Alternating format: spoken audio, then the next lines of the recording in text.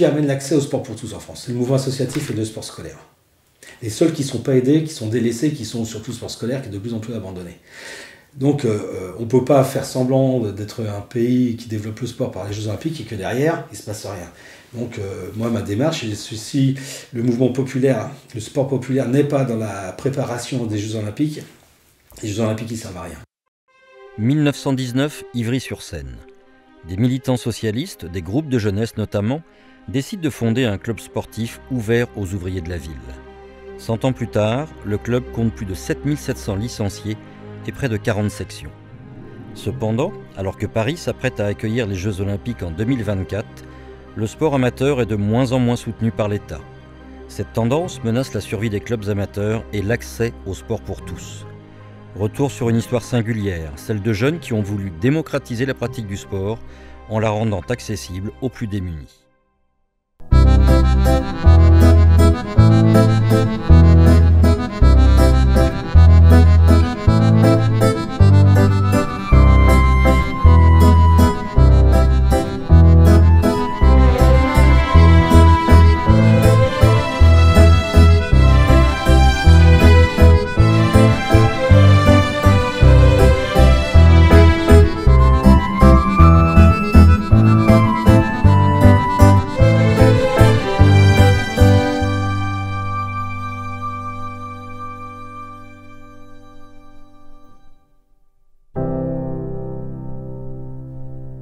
Au début du XXe siècle, le sport est un luxe, un privilège réservé aux riches.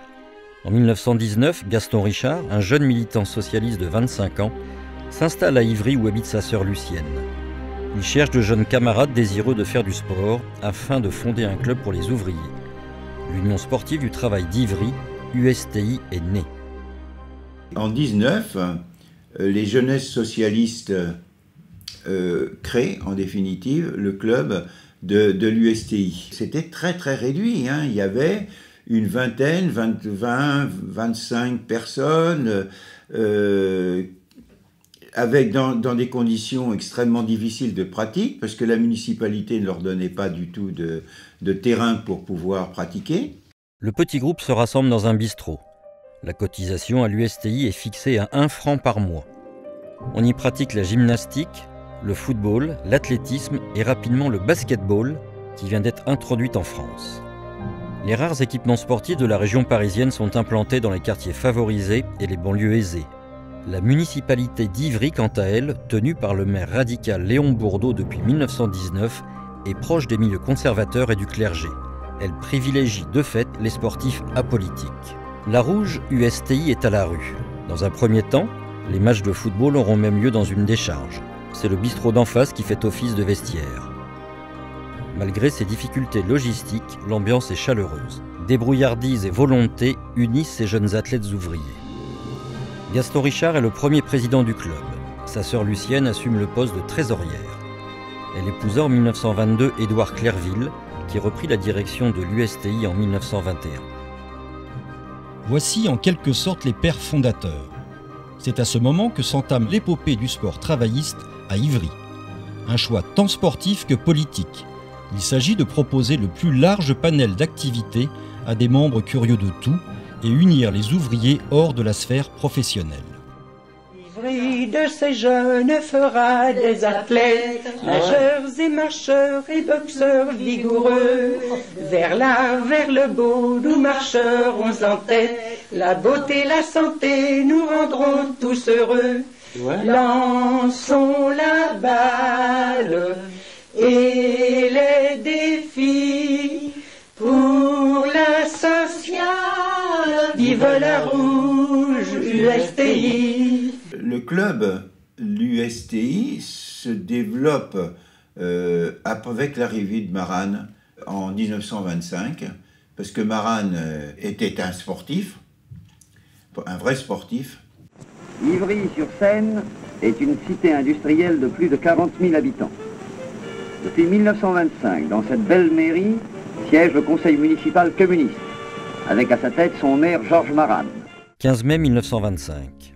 Le bloc ouvrier et paysan, présenté par le Parti communiste, gagne les élections municipales. Georges Maran, un mécanicien de 37 ans, est élu maire. Le chantier paraît immense. Ivry, 44 000 habitants environ, est une ville majoritairement ouvrière. La population est confrontée à de graves problèmes de logement et à des conditions sanitaires souvent déplorables. La nouvelle équipe municipale se lance dans une politique d'équipements communaux, notamment dans le domaine des installations sportives. Les acquisitions se multiplient. Le stade Gallia Club devient stade Lénine. À l'origine de la création de l'USTI, donc, il n'y avait aucun équipement sportif à Ivry. Et il a fallu l'arrivée de Georges Maran en 1925 comme maire, donc 6 ans après la création du club, pour que lui, il faisait des marches pour acquérir le stade qui est devenu le stade Lénine, donc la place de l'Insurrection, un stade de football, avec y compris une salle de sport qui a permis différentes activités de gymnastique, d'entretien physique, entre autres, de basket aussi. Et donc ce complexe sportif, moi, il se fait que dès mon enfance, je l'ai connu, puisque je suis né en 1934, donc... L'USTI se développe rapidement, passant de 39 adhérents en 1925 à 450 en 1933. Outre le goût du sport, le club partage avec Georges Maran de profondes convictions quant à l'égalité des sexes. L'USTI est marqué dès sa création par une forte présence féminine, ceci à une époque où le sport féminin n'a guère droit de cité dans les grandes instances sportives.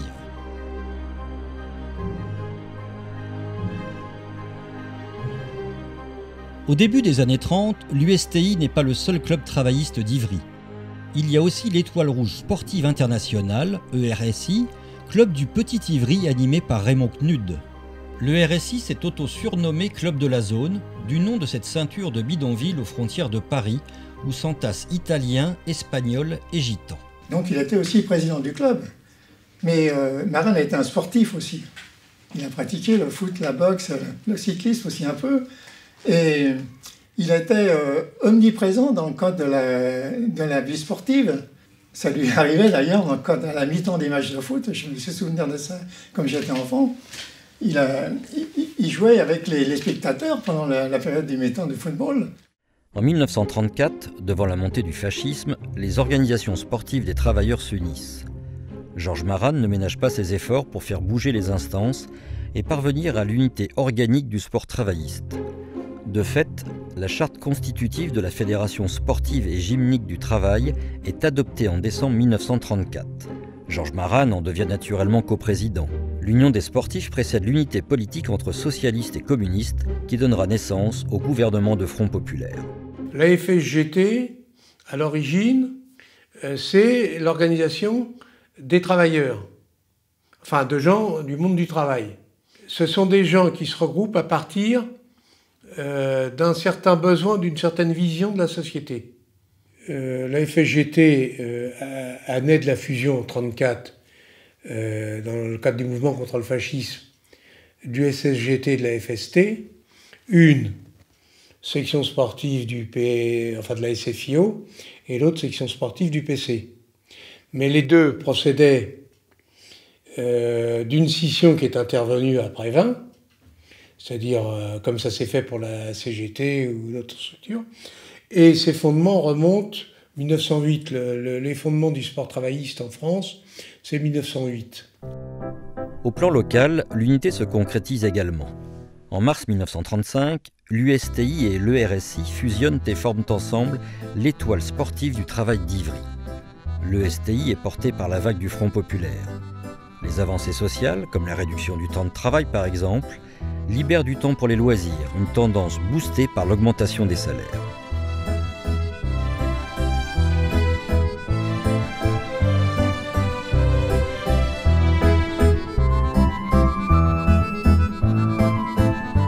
La FSGT compte désormais 42 000 adhérents en région parisienne, 120 000 dans tout le pays. Le STI atteint 755 licenciés fin 1936 et devient l'un des plus puissants clubs de la FSGT par ses résultats sportifs. En 1938, les footballeurs remportent ainsi la Coupe de France FSGT, tandis qu'athlètes et cyclistes glanent de nombreux titres.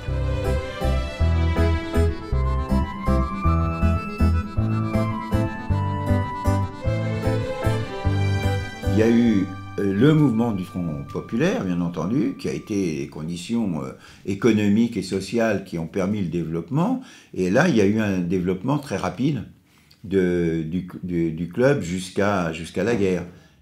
Depuis sa fondation, la question du prix d'accès au club a toujours été éminemment politique. Les membres de l'USTI se cotisaient pour les sans-emploi. Cette gratuité des licences pour les chômeurs, étendue à des invitations pour les galas sportifs, a longtemps perduré avant de se transformer en tarif réduit. Il y a toujours la gratuité de la licence et d'entrée au spectacle sportif vis-à-vis des chômeurs. On exprimait aussi une solidarité, les familles nombreuses. On introduisait le quotient. C'est-à-dire pour une famille dans des conditions relativement difficiles, on pouvait aller pour le ou les adhérents jusqu'à la prise en charge totale du coût de la licence. L'argent ne peut jamais être un motif de ne pas faire de sport. On peut choisir le sport qu'on veut. Et ça, je pense que c'est complètement fondamental. Et c'est un lien extraordinairement fort qui relie donc l'USI et la ville d'Ivry. Mes parents, c'est des immigrés. On est issus d'une famille très pauvre. J'ai pu faire du sport parce que c'était pas cher à Ivry. Donc, du coup, j'ai commencé à faire du hand au collège. Et voilà, ma grande sœur, à l'époque, m'a payé ma première licence et mes premières baskets. Et du coup, j'ai accroché direct. Étant natif d'Ivry, l'accès au sport nous semblait à tous très naturel et évident. Dans la mesure où on pratiquait le sport à l'école, on avait déjà des ateliers de hand, je me souviens quasi systématiquement dans nos classes de primaire. Donc pour nous, c'était normal de faire du sport. Et en tant qu'ivrienne, je me suis inscrite à la GRS et je voyais les copains s'inscrire à la natation, à l'athlé ou au football. Et ça avait un caractère tout à fait logique et normal. J'avais très peu de copains qui ne faisaient pas du tout de sport. Plus on pourra prêter de matériel au départ, plus ça ne sera pas un coût important pour les gens. C'est vrai que quand on a un gamin qui veut faire une activité et puis au bout de 2 mois il dit j'arrête, si on a acheté tout le matériel qui va avec, c'est pas ça, quoi. Un arc, ça coûte très cher. Vous avez des arcs à 3 000, 4 000 euros si je vais au plus haut. Au plus bas quand même, dans les classiques, même poulies, vous arrivez à trouver des arcs à les classiques 700, 800 euros en gros. Mais quand même, c'est un investissement. Puis il n'y a pas que l'arc, c'est un carquois, des flèches, dragonne, protège-bras. Après, le décocheur pour les poulies, pour les classiques, plein de matériel aussi. Donc nous, on prête. Le sport pour tous, il passe aussi par là, quoi. Essayer de faire découvrir des activités à moindre coût. Effectivement, on a une tarification qui est très très abordable. 145 € pour les enfants en 2017 pour faire une année de boxe 2 fois par semaine, aller en compétition. Pour les adultes, c'est 180 € pour venir presque tous les jours. C'est juste formidable, quoi. Une des motivations premières, c'est de pouvoir rendre la pratique accessible au plus grand nombre. Donc c'est pour ça que là, notre montant de cotisation maximum pour les adultes, il est par exemple à 150 € l'année. Les enfants payent 130 € l'année. Donc on peut régler en plusieurs fois. Dans les clubs privés, généralement, le cours de danse, il est entre 18 et 20 € et ça dure 1 heure, 1 heure et demie. En fait, on revient à la philosophie de la ville, qui est le sport, la culture pour tous, et qui avait été défendu dès l'arrivée, donc en 1925, notamment de Georges Marane. Et lui-même, il pratiquait la boxe, il aimait beaucoup le foot, le vélo. D'ailleurs, le vélo, ça lui a servi, puisque pendant la guerre, c'était un résistant, et il se servait donc de son vélo pour transporter des messages.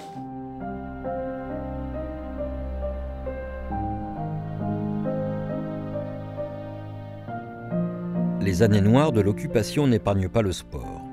En 1939, le Parti communiste devient illégal, la municipalité d'Ivry est destituée. L'ESTI est dissoute. Le sport travailliste est fauché par la guerre. Sportifs et dirigeants de la FSGT sont pourchassés, emprisonnés, déportés. Auguste Delaune, secrétaire général de la FSGT, est tué par la Gestapo en 1943. À Ivry, la liste des adhérents du club mort au combat est longue. Édouard Clerville est abattu près de la mairie d'Ivry. Et puis à la guerre, avec 39, tout ça, il y a eu interdiction du Parti communiste, bien sûr, interdiction de la FSGT, interdiction de l'ESTI de l'époque. Donc les dirigeants sont souvent rentrés dans la clandestinité.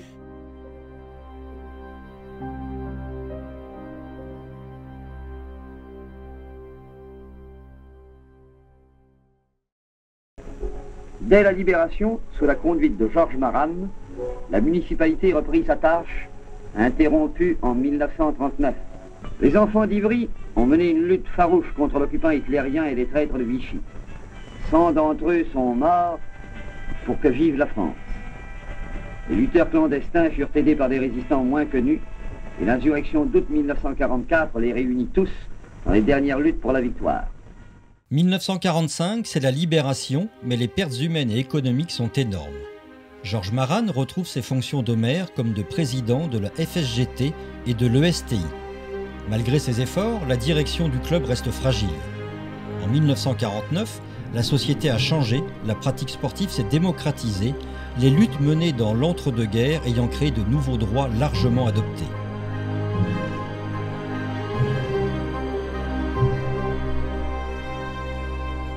La naissance du sport travailliste, c'était les ouvriers avant tout. Mais après la guerre, quand même, il y avait quand même des catégories nouvelles qui sont dans le salariat qui est parvenu. Des techniciens, des cadres, des ingénieurs, des employés qui aussi pratiquaient le sport. Pour marquer la volonté d'ouvrir le club à toutes les couches de la population locale, l'ESTI devient l'Union sportive d'Ivry. Quelques divergences apparaissent toutefois quant à l'adoption de ce changement de sigle, notamment sur l'abandon du T de travail. Ainsi, du sport travailliste, on passe symboliquement au sport populaire. Il y a eu, au lendemain de la Libération, le patronage qui a été créé à Ivry. Et au patronage, il y a eu beaucoup d'activités sportives aussi. Et il y a eu beaucoup de sportifs d'Ivry qui ont été formés au patronage, notamment des footballeurs. Le patronage municipal développe des pratiques sportives en relation avec le club, notamment en football. La colonie de vacances des Maths, qui accueille chaque année plus d'1 millier d'enfants d'Ivry, fait une large part aux animations sportives. Il y avait les colonies de vacances, donc il y avait les Maths notamment, et le Clapet, en Charente-Maritime. Et il y avait à ce moment-là, je crois que c'était 1500 enfants qui partaient dans cette colonie. On faisait aussi des matchs comme ça pour s'amuser dans le sable, sur le terrain de la colonie. On jouait au football et moi j'ai joué contre Marane au football, vous voyez.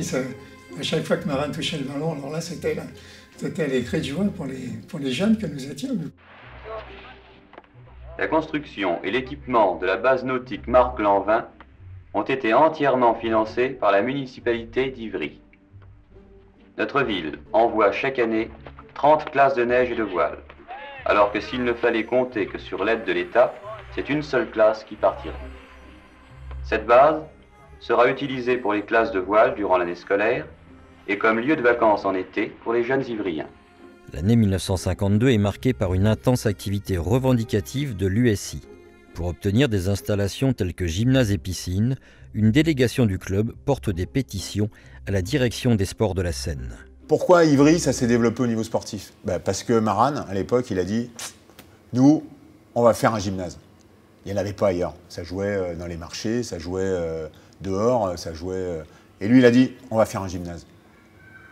On va faire une piscine ». Ça a été une des premières piscines du département. Ça a été un des premiers gymnases. Et je pense que s'il n'y avait pas eu ça, aujourd'hui, il y aurait moins de pratiques sportives et l'US Ivry ne serait pas autant développé. Face aux difficultés, la municipalité d'Ivry et le club conjuguent leurs efforts pour donner goût et enracinement à la pratique sportive. Le stade Clerville est inauguré en 1952, le gymnase de l'Aune, lui, en 1953.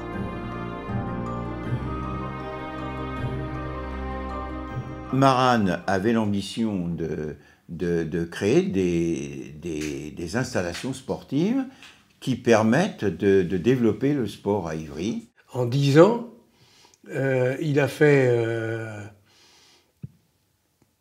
révolutionner les conditions de pratique des Ivriens et des écoles. De l'Aune on précède de quelques mois ou d'un an ou deux Drancy. C'est le premier gymnase qui est ouvert en région parisienne. Les précédents font remonter aux Jeux de 24 avec les gymnases Japy et Huygens. C'est des réalisations exceptionnelles hein, quand même à l'époque. Hein. Delaune et Clerville, c'est des installations magnifiques. Bah, mes premiers entraînements à Delaune, c'est à la période où j'ai intégré l'équipe première. Donc à 17 ans. Et c'était plus agréable, c'est clair, de s'entraîner sur du parquet à l'époque que à PMC. Donc ça me changeait, j'étais content, c'était un beau cadre pour moi. Ça avait été difficile pour obtenir les crédits à l'époque. Il a fallu une action conjointe avec l'Union sportive d'Ivry et la ville, des signatures dans la localité. Moi j'y participé, je me rappelle de cette pétition, avec des délégations qui a permis d'avoir des subventions substantielles pour obtenir assez d'argent pour la construction de la piscine. La première piscine qui a été créée en Île-de-France après la guerre, c'est à Ivry en 1962.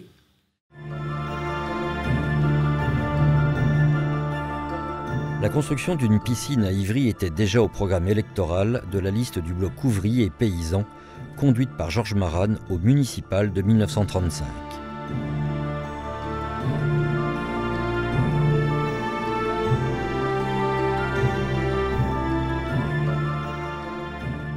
Marane a été gueulé. Et il avait il rentrait dans le bureau du ministre et il tapait sur la table. C'était pas... il sentait pas le moisi, hein. Donc la piscine, il a fait démarrer les travaux. Et le ministre a dit, c'est pas bien ça, je vais pas... on va pas continuer comme ça, hein. Bon, c'est inadmissible. Bon. Puisqu'en principe, il n'aurait pas dû y avoir de subventions. Mais ça a été subventionné.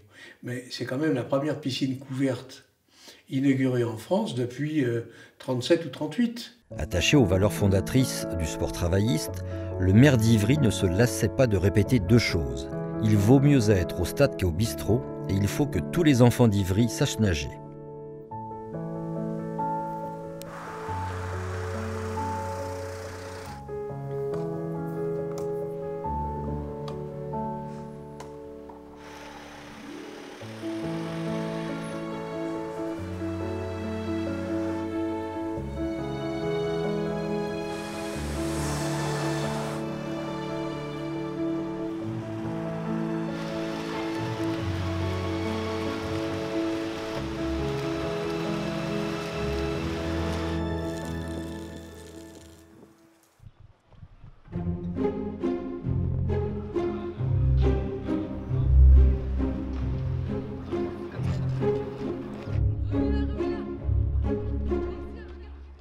« 1954 est une date importante dans la vie du club.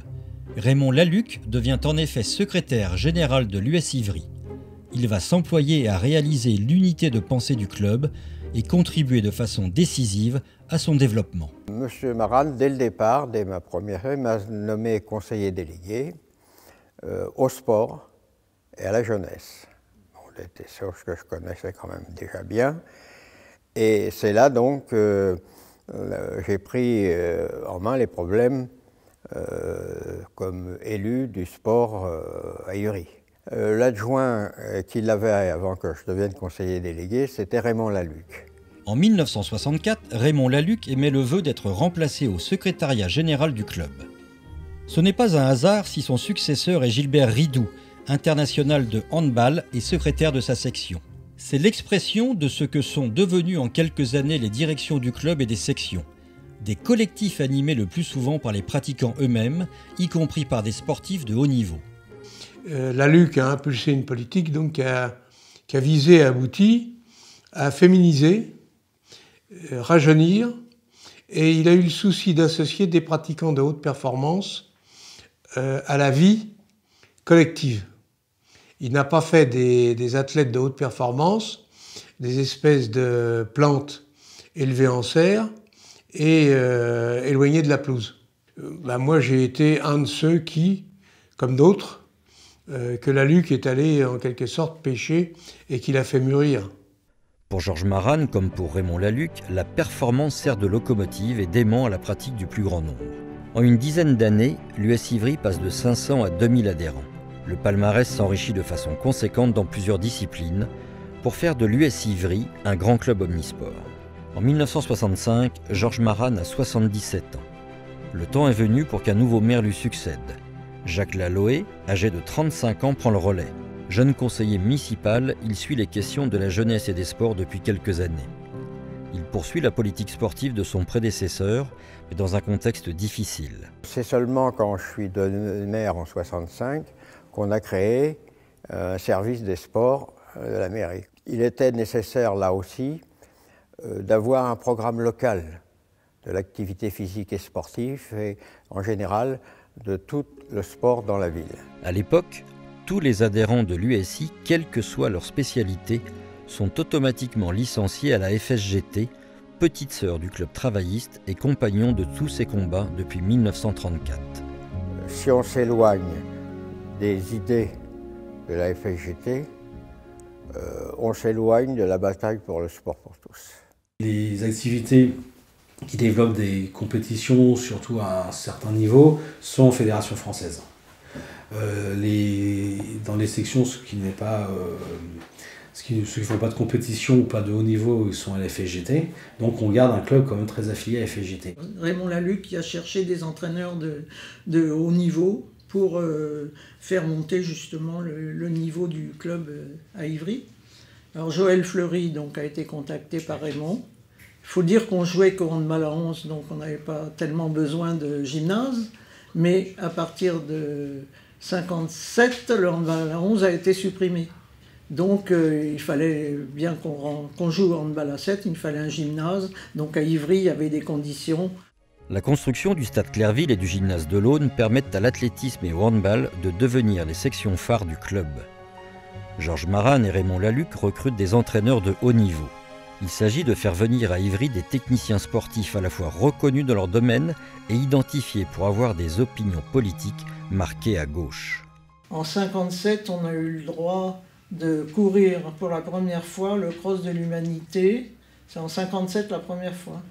Jusque-là, on n'avait pas le droit, étant licencié à la 2FA, de pratiquer dans une fédération spécialisée. Pas spécialisée, au contraire, une spécialisation unitaire. On n'avait pas le droit, Alors à Ivry, à la section d'athlétisme, il y avait deux groupes. Le groupe FFA, qui était entraîné par Joël Fleury, et le groupe FSGT, qui était entraîné par Jacques Guénard. Dans les années 60 et 70, la présence croissante des clubs travaillistes aux compétitions des diverses fédérations françaises a comme revers d'affaiblir le niveau de celle de la FSGT, entraînant du coup la défection de nombreux sportifs. Il n'y a aucune nomination qui intervenait dans la vie associative locale sans que le PC ne donne un avis. Explicite, implicite, public ou pas public. L'engagement ne pouvait aller au-delà d'un certain seuil si il n'y avait pas en parallèle un engagement politique au PC. Il n'y a jamais eu de tutelle, on n'a jamais imposé quelque chose que ce soit. Après, avec les moyens, l'USI a fait ce qui pouvait être fait. Bon. Ce qui se passait donc à l'USI était quelque chose qui concernait, intéressait aussi le PC. Alors moi j'ai eu un engagement en parallèle, parce que j'étais dans le bocal ivrien, qui formatait quand même, et qui formatait de façon massivement majoritaire en direction du PC. J'ai adhéré aux jeunesses communistes, au PC, et puis les responsabilités qui sont venues dans le club ont été en quelque sorte agréées. Pendant ce temps, la société française est en pleine évolution. L'aspiration à pratiquer les activités physiques et sportives sous des formes diverses grandit fortement dans toutes les couches de la population. Le grand mouvement social de 1968 laisse des traces importantes dans la société.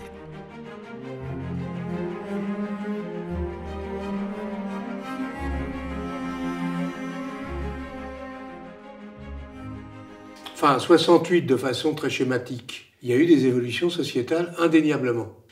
Et tant mieux. Mais le PC a pris une claque. Bon, il est passé un peu à côté du truc. Parce qu'il avait l'habitude d'être celui qui conduisait. Au début des années 70, face aux idées d'autonomie des sections expérimentées dans la mouvance de 1968, le club réaffirme pour l'essentiel les modalités de fonctionnement mises en place à la fin des années 1950. Tous les membres de l'USI sont adhérents de la FSGT, les cotisations restent les mêmes pour toutes les sections.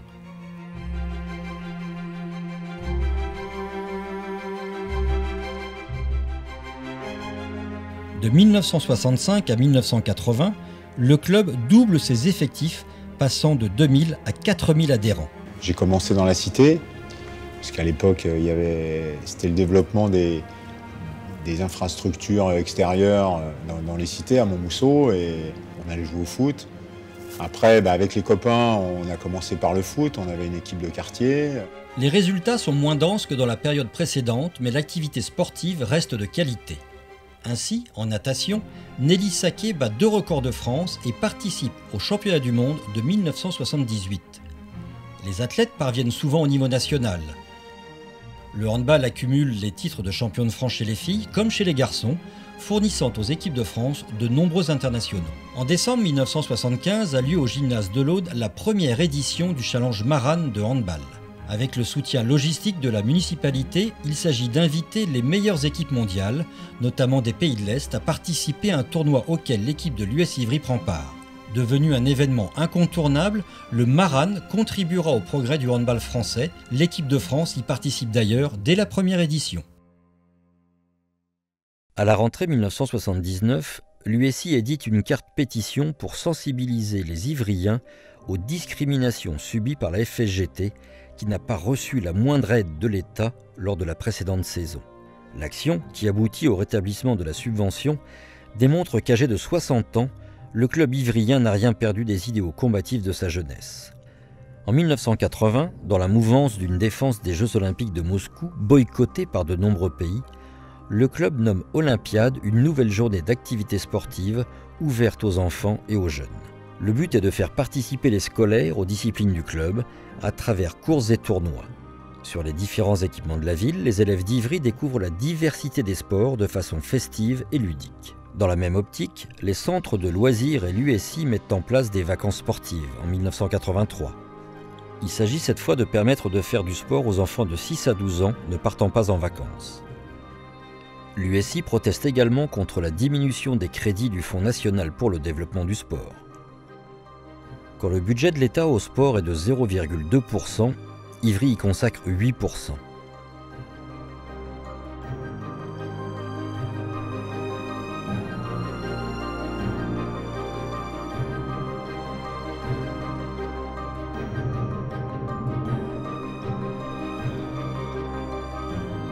Au début des années 1980, les exigences pour pouvoir accéder au haut niveau ont grandi et la professionnalisation s'accroît rapidement au plan national et international.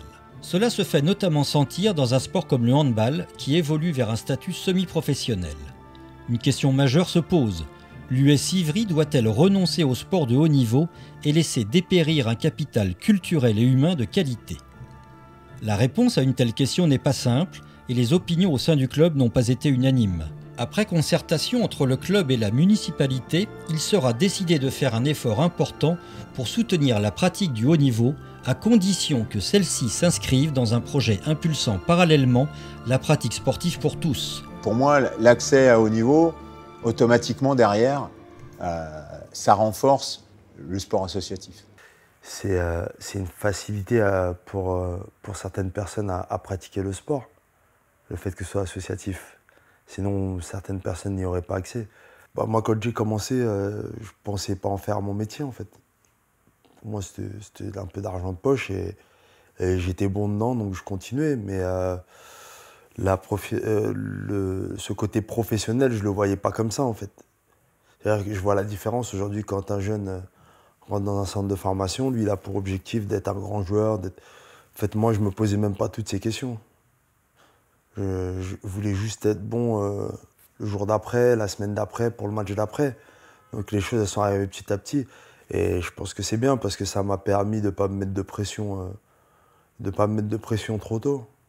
Alors, j'ai commencé donc en 2007 le tir à l'arc en septembre. En mars, je faisais le premier championnat de France et j'ai été championne de France en salle. Et à partir de ce moment-là, j'ai toujours été championne de France. Moi, je pars d'un principe, c'est l'archer qui décide s'il veut faire des compétitions. J'étais avec des bons entraîneurs, quoi. C'est des gens... parce que moi, je pense que si j'avais été avec des gens qui, humainement, savaient pas me gérer, ou avec qui ça se passait pas bien, j'aurais pas continué à jouer au hand. Donc, comme quoi, en fait, quand on est jeune, c'est très important les rencontres qu'on fait et les gens qui nous dirigent. On a complètement adopté l'idée que le sport était pour tous, mais aussi nous aiderions à ce qu'il y ait des jeunes qui puissent monter encore, et y compris nous ne rejetons pas l'idée qu'il y ait des équipes qui suivent au haut niveau et qui pratiquent.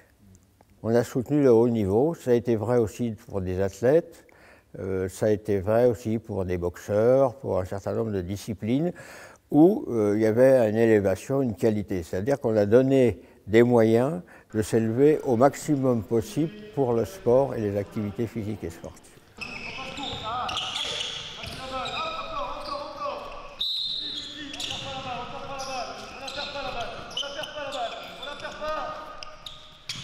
Il y a eu ce questionnement sur le hand masculin, le hand féminin et l'accès à haut niveau. Le club a fait un choix pour dire on va se concentrer sur les garçons et on ne pourra pas accompagner les filles avec une structure de haut niveau. Par contre, dans le travail avec les jeunes, il est hors de question qu'on ne travaille qu'avec les garçons. Et on va travailler garçons et filles. Et bien évidemment, à un moment donné, les filles qui avaient un fort potentiel, elles sont parties en pôle, elles sont parties dans des clubs de haut niveau. C'est vrai qu'on n'a pas cette culture du haut niveau dans le club. C'est un état d'esprit très familial, mais on ne construit pas, on ne vient pas, je dirais, à l'USI pour faire les championnats du monde. Moi, j'ai déjà été dans des villes où il n'y avait pas de sport professionnel, où tu arrives dans des installations, les installations ne sont pas dans le même état. Il y a des équipements donc, qui sont au niveau, qui doivent être au niveau du quartier, au niveau de l'agglomération, selon la taille de l'agglomération, à des niveaux intercommunaux, voire régionaux ou nationaux. Je trouve qu'à cet égard, même si j'aurais voté contre, si on avait demandé l'avis des Franciliens pour la tenue des Jeux de 24 à Paris, je trouve qu'ils auront le mérite de créer en France un équipement de niveau national qui est absent depuis 1924, la piscine couverte. Mais il n'y a pas besoin d'une piscine couverte avec un bassin de 50 mètres dans toutes les communes de France. Pour l'US Ivry, l'accueil des Jeux Olympiques à Paris en 2024, avec un budget de près de 6,5 milliards d'euros, doit être l'occasion d'un état des lieux du sport en France. L'USI lance officiellement l'appel d'Ivry le 26 juin. Signé par de nombreux clubs et associations sportives, enseignants, syndicats, parlementaires et élus locaux, cet appel se veut la continuité d'une lutte prolongée, celle du sport pour tous, populaire et solidaire. Les Jeux Olympiques, si ça amène après au sport scolaire, au sport associatif, oui. Si c'est simplement 3 semaines de grandes fêtes, de grands champions qui viennent et après qu'il n'y ait plus rien, ça ne m'intéresse pas. Il y a une loi aujourd'hui où les gamins qui rentrent en 6e doivent savoir nager. Dans beaucoup de villes, maintenant, les enfants qui sont en école élémentaire ne vont plus à la piscine. Parce qu'il n'y a plus de créneaux, parce que les piscines sont fermées, parce que les réparations sont très chères. Voilà. Donc aujourd'hui, c'est ça que l'État doit remettre en place. Et il faut, moi, la bataille que je mène sur les Jeux Olympiques, c'est pas sur les Jeux en eux-mêmes, c'est surtout sur l'héritage. Aujourd'hui, normalement, il y a dans le COJO, qui est le comité d'organisation des Jeux Olympiques, pour la première fois, il va y avoir une structure de l'héritage qui recule sans arrêt, qui n'est toujours pas mis en place, mais qui devrait être mis en place. Moi, c'est à eux que je veux m'adresser en disant, voilà, l'héritage, il ne se fera pas sans nous. C'est-à-dire qu'aujourd'hui, on a beaucoup de sections qui sont encadrées par des gens qui sont là depuis des années et des années et des années, qui vont partir, qui eux ont essayé de leur côté de préparer la relève, et la relève pour X raisons, ça se fait pas. C'est difficile de capter les jeunes aussi. Je trouve de plus en plus difficile d'avoir les jeunes. C'est-à-dire que les gens que j'ai pu rencontrer à l'Union sportive d'Ivry, que ce soit au comité directeur auquel j'ai pu participer pendant quelques années ou autres, c'était rarement des personnes qui avaient moins de 30 ans et c'était des personnes qui me disaient « maintenant ça va être votre tour ». Ça va être votre tour, mais enfin, on n'est pas très nombreux. Alors les raisons qui font qu'on n'est pas forcément nombreux aujourd'hui, on peut essayer de les analyser, c'est-à-dire qu'il y a quand même une commercialisation d'un petit peu tout aujourd'hui en France, même de la pratique sportive, même du service rendu. C'est de plus en plus difficile d'alpaguer un petit peu les jeunes autour de ça parce qu'ils se rendent bien compte que la plupart des choses se monnaient et se financent. Et que ça prend des années avant d'avoir des enfants qui deviennent des ados puis des adultes qui se sentent investis dans la section et qui ont envie d'un projet, j'ai envie de dire, d'un projet social. Si derrière, même avec notre intervention, même si derrière ça se fait pas, c'est des activités qui risquent de disparaître.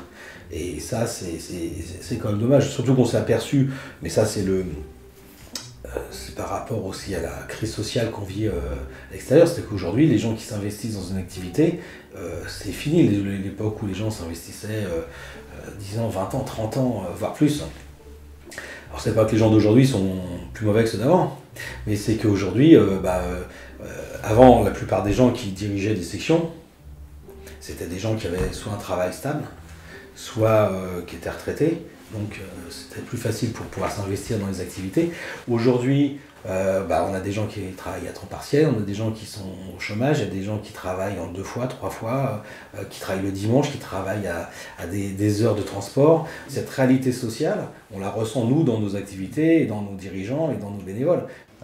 La première fois que j'ai entraîné des jeunes, j'avais dit à René, écoute, avec un pote, je lui dis, bon, on joue, je ne serai pas toujours là, je ne sais pas si ça va me plaire, donc on prend une équipe à 2, comme ça on est sûr qu'on pourra encadrer tout au long de l'année, mais je te demande rien. C'est dur, le bénévolat c'est très difficile aujourd'hui, nous on le sent, on le voit, parce que à ce jour, les animateurs de la section danse urbaine, ils sont salariés. Et par contre, le bureau est entièrement constitué de bénévoles. Dans une activité associative, si les salariés remplacent les bénévoles, l'activité associative elle décline assez vite. Et puis bon, ils ne peuvent pas tous régler, il en faudrait tellement. Aujourd'hui, le bénévolat il est toujours présent. Il suffit de venir au match de la D1, il y a les gens qui sont derrière la buvette, il y a les élus du club, le président, qui se bagarrent tous les jours pour le développement du club et qui sont les bénévoles. Le bénévolat, il continue, il est indispensable aujourd'hui au développement du sport.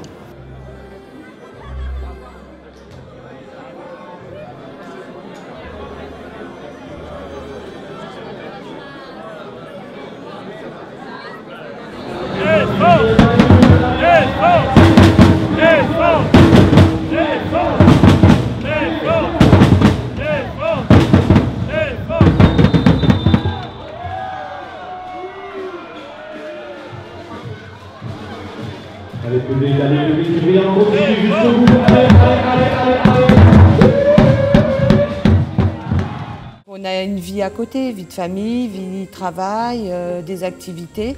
Donc chaque personne investit ce qu'il peut de son temps. Et chaque personne, à chaque changement de président, il y a toujours eu des améliorations. On essaye toujours de faire pour le mieux, bien évidemment. Et puis les gens partent, les gens déménagent ou pour des raisons professionnelles ou autres. Donc c'est sûr qu'il faut d'autres personnes qui reprennent le collier.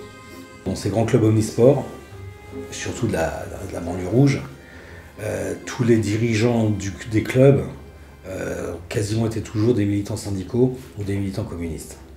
Ça se perd aujourd'hui parce que le mouvement syndical est moins fort que ce qu'il était à une époque. L'engagement politique, pareil. On est dans une époque où les gens sont énormément pris, ou n'ont pas envie. Il y a un manque d'envie générale de toute façon pour tout et partout, et ça se ressent dans le sport. On a des consommateurs, et moi je le déplore. Parce que, qui veut dire consommateur, même le moindre petit service, non. Il y en a qui ne lèveront pas le petit doigt. Ils viennent, ils pratiquent, ils repartent. Point, ça s'arrête là. Alors que En tant que présidente, moi, j'ai essayé de créer une petite ambiance. Et comme on dit, nous, dans le tir à l'arc, avec toutes les autres clubs et compagnies, c'est une grande famille, le tir à l'arc. On se retrouve tous sur les compètes, on est contents, bonne ambiance, bon voilà. Donc, à l'intérieur de chaque club, compagnie ou section, c'est important de créer de la convivialité. Je ne sais pas si dans le club privé, on peut avoir ça, mais on a et les tarifs et la qualité dans l'entraînement et dans les personnes, et on a une ambiance magnifique, quoi. Parce qu'après, on a les gens qui sont dans le club, qui ont envie de donner aux autres, qui sont là, on fait des fêtes, on arrive à... voilà, donc on se retrouve autour d'un pot, d'une tarte, d'un machin... C'est génial, quoi. C'est plus qu'un club. La première assemblée générale que j'ai faite de la section gymnastique, j'étais donc juste parent, ils cherchaient justement que des parents rentrent au bureau de la section. C'est important déjà que les parents rentrent un peu dans l'activité des enfants, voir un peu ce qui s'y passe, etc. Et ça montre aussi des capacités que les gens ignorent. C'est-à-dire qu'il y a des gens, moi la première fois que j'en parlais à des gens, ils me disent « je peux pas, j'y connais rien ». Mais on trouve toujours pour faire, parce que rentrer dans des parents qui vont rentrer dans un bureau de section, ça ne veut pas dire qu'on va les mettre sur le terrain pour entraîner. Ça démocratise aussi la vie, parce qu'autrement ça fait des clans. On a les entraîneurs, les enfants, les parents, et les parents ne sont jamais dedans, on va les voir simplement quand il faut payer une cotisation. Si ça se renouvelle bien, ça veut dire que les consommateurs, à un moment donné, ils deviennent aussi acteurs. On pourrait difficilement aussi faire fonctionner la section s'il y avait vraiment 300 personnes qui s'investissaient. Enfin, je ne sais pas comment ça pourrait donner, mais finalement, il y a un renouvellement qui se crée de façon assez naturelle. Et pour le côté... oui, il y en a qui consomment et j'y vois pas forcément un mal. On peut avoir envie de pratiquer une activité et de la faire pour soi et d'aller aussi... Enfin, on l'a fait pour soi, certes, mais on va rencontrer de toute façon des gens, sinon on va courir à Vincennes tout seul. Donc les gens qui viennent s'inscrire en club, quelque part, c'est qu'ils recherchent quand même un partage. Et puis, il y a d'autres personnes qui, à l'inverse, vont plus s'investir, qui vont y trouver un autre plaisir. Le bénévolat a changé, c'est évident. Moins dans la durée, des gens comme moi qui s'investissent pendant 40 ans, ça n'existe plus trop. Mais des bénévoles, on en trouve toujours, à condition d'abord de leur proposer des activités intéressantes. On ne force pas les gens à être bénévoles. À une époque, le bureau était fait que par des parents. Ça ne se fait pas partout. Même si dès la seconde moitié des années 60, l'USI a dû rémunérer certains de ses membres, permanents, administratifs ou entraîneurs, le club reste fondé sur le bénévolat. En 2013, alors qu'en France, 88% des 15-75 ans ont une pratique sportive occasionnelle, le sport ne représente que 0,15% du budget de l'État. Par comparaison, Ivry y consacre 7% de son budget. 80% du sport français est toujours à la charge des collectivités locales. Alors les sources de financement, elles peuvent être diverses. Donc il y a bien sûr le montant de la cotisation des adhérents. Il y a une subvention qui est octroyée par l'USI Omnisport. C'est une subvention initialement de la mairie, qui est distribuée dans les sections selon le nombre d'adhérents, selon les projets à venir. Il y a une subvention aussi du CNDS. Par exemple, cette année, la section a une subvention du CNDS à hauteur de 1 500 €. Il faut savoir que la subvention de l'USI pour la section a été d'environ 4 000 €. Donc c'est quand même une subvention qui est super importante, avec un dossier à monter et il faut argumenter un minimum, donc de pouvoir avoir des hommes comme des femmes dans la section, d'avoir des projets à venir, des projets en cours. Donc ça, c'est une subvention qui nous est déterminante et qui, je crois, va être amenée à supprimer dans les années à venir. On a également ce qu'on appelle du sponsoring quelque part, c'est-à-dire qu'on démarche un petit peu les commerces de la ville, on leur explique un petit peu notre projet et s'ils souhaitent participer financièrement à la vie de la section, ils le peuvent tout à fait. Donc on va avoir...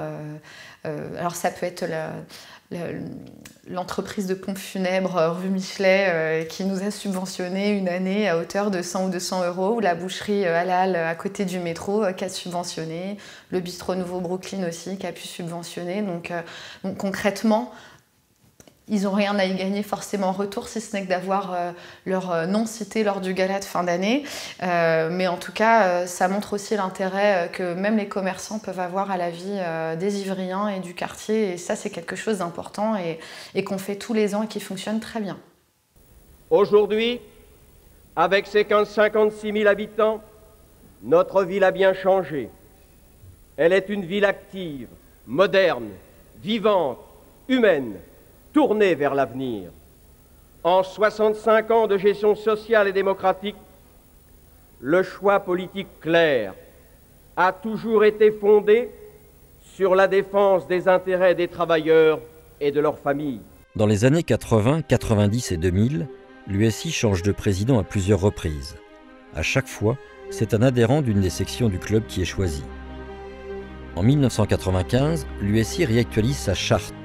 Si le club omnisport reste affilié à la FSGT, l'appartenance de tous ses adhérents à cette fédération n'est plus systématique. L'éloignement de l'USI de la FSGT, d'abord il est lié à l'évolution des pratiques sportives en France, c'est une évidence. Donc effectivement, tout naturellement, les activités qui étaient impliquées dans des pratiques compétitives d'un certain niveau se sont éloignées de la FSGT assez logiquement. La FSGT n'est pas très impliquée pas impliquée du tout dans la pratique de haut niveau. Et le créneau de la FSGT, c'est plutôt la pratique pour tous et pas spécialement la compétition. En 2007, l'équipe première masculine de handball remporte le championnat de France pour la 8e fois. Elle approche ainsi d'une unité le record des féminines, sacré à 9 reprises entre 1956 et 1977. L'USI Handball a de fait gagné le double pari du passage au sport professionnel en 2004 et de la formation interne de ses joueurs de haut niveau. En effet, 14 des 18 champions sortent de son centre de formation agréé par la Fédération française de handball. Figure du handball ivrien, Lucas Ballot marque l'événement pour l'US Ivry avec ses 2 médailles d'or olympiques en 2008 à Pékin et en 2012 à Londres. Aujourd'hui, il y a des élus qui pensent, ceux qui n'ont pas de relations très proches avec le sport, mais ils disent bon, dans notre ville, il y a un grand club, il a presque 100 ans, il fonctionne bien, il n'a pas de difficultés. Donc on part aussi de ce principe-là. Et quand on réclame ou qu'on revendique des choses, et bon, ils exagèrent un peu, ils ont quand même pas mal de choses. Sauf qu'aujourd'hui, moi, mon problème qu'il y a à Ivry, c'est qu'aujourd'hui, on refuse 1000 personnes. Et ça, c'est insupportable. Les organisés au Forum des sports, il reste encore un peu plus de 1000 jeunes qui ne trouvent pas de place chaque année. Ça veut dire qu'il y a encore un immense besoin, et alors qu'Ivry est en train d'aller jusqu'à dépasser les 60 000 habitants. Malgré des finances sous pression, la ville perpétue son soutien au monde associatif. En 2016, sur un budget municipal des sports de 6 millions d'euros, 2 millions sont alloués aux associations sportives. À bientôt 100 ans, et alors que le budget du ministère des Sports ne cesse de baisser et qu'une suppression de 1600 postes est pressentie d'ici 2022 dans ce même ministère, l'US Ivry ne baisse pas les bras. Elle est toujours à l'initiative de combats pour que toutes et tous puissent pratiquer des activités physiques et sportives dans les meilleures conditions. C'est quand même plusieurs millions d'euros qui vont être supprimés. Si la subvention elle n'est pas augmentée pour pouvoir faire des infrastructures supplémentaires, réparer celles déjà existantes, nous ça nous impacte parce qu'on se retrouve à avoir des listes d'attente pas possibles d'adhérents qui ne peuvent pas pratiquer. Quand on nous parle de l'objectif Paris 2024, si on n'y investit pas le tissu associatif, le monde du bénévolat et du sport amateur, on ne fera rien du tout. Il faut en être bien conscient et la suppression de plusieurs millions d'euros qui est annoncée donc, par le ministère des Sports dernièrement, elle nous inquiète énormément de ce fait. Et c'est en ça qu'on souhaite quand même se mobiliser s'il doit y avoir des choses à venir par la suite. Ouais. Mais aujourd'hui, on pourrait nous donner 2-3 millions d'euros d'un coup. Nos problèmes, ils vont toujours exister parce qu'on a des problèmes d'installation, parce qu'on a des problèmes de bénévoles. Je souhaite que l'année des 100 ans du club, de pouvoir l'amener à nos jeunes futurs dirigeants du club, pour qu'ils construisent l'avenir sur nos valeurs. Bon, je souhaite que l'USI s'inscrive dans le mouvement de l'histoire et continue à justifier son existence. Son existence, c'est d'être au service des besoins de la population. Donc, elle pourra considérer que sa mission est bien remplie quand les, 70, 72 000 habitants d'Ivry seront adhérents de l'Union sportive d'Ivry. Le souhait que je formule, c'est celui-là. Le jour où il y aura confusion entre le nombre d'habitants et le nombre d'adhérents, une grande part du chemin sera parcouru.